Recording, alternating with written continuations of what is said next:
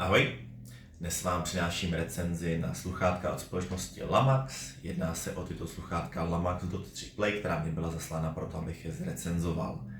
Ty samotné sluchátka, když si je zakoupíte, tak vám dorazí v takovéto krabičce, kdy součástí balení kromě příbalových informací, jako o sluchátka pečovat a jak se taky ovládají, tak další věc, kterou tam naleznete, tak je sáček, ve kterém jsou 4 náhradní špunty na ty samotná sluchátka. A když už se bavíme o těch sluchátkách, tak přejdeme k pouzdru, ve kterém jsou uchovávána. To je takhle plastový, černý a co se mi na něm velice líbí, je tak v momentě, kdy to pouzdro otevřete a vyndáte si a znovu zandáte to sluchátka, nebo v momentě, když vlastně skončíte s poslechem a znovu si zandáte, tak na samotném pouzdře tady vepředu jsou 4 diody, které vám ukazují stav nabití toho samotného pouzdra, což se mi velice líbí. To samotné pouzdro je potom dost, na můj vkus je až moc vyleštěný, takže nemá žádnou texturu. Osobně bych uvítal, kdyby tam byl trošku nějaké té textury, aby se daly otvírat trošku příjemněji a lépe.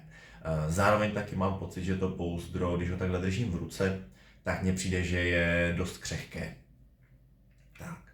A nyní už se podíváme na samotná ta sluchátka.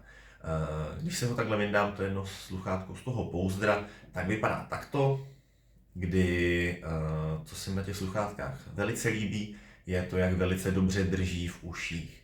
Když si ty sluchátka nandáte, tak, nebo aspoň minimálně za mě, nemáte pocit, že by vám ty sluchátka mohly vypadnout z uší. Já jsem je například testoval, když jsem si šel zaběhat a po celou dobu jsem vlastně ani pořádně netušil, že ty sluchátka mám v uších, ale zároveň jsem věděl, že mě nemohou vypadnout. U těch samotných sluchátek, co je jejich, myslím si, hlavní přednost, je jejich výdrž baterie.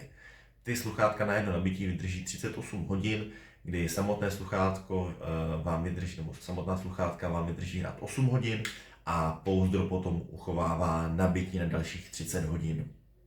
Co se týče zvuku u těchto sluchátek, tak hrají dobře a příjemně, ten zvuk je čistý.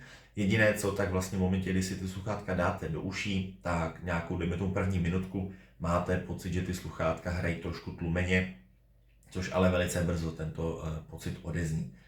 Takže když tak v momentě, abych to nějak tak shrnul, tu celou recenzi, tak za mě osobně ty sluchátka jsou velice dobrá. Co se týče té cenové relace, ve které jsou, tak si myslím, že vlastně jsou jedny z nejlepších na trhu, které momentálně jsou k dostání a mohu je vlastně pouze a jenom doporučit.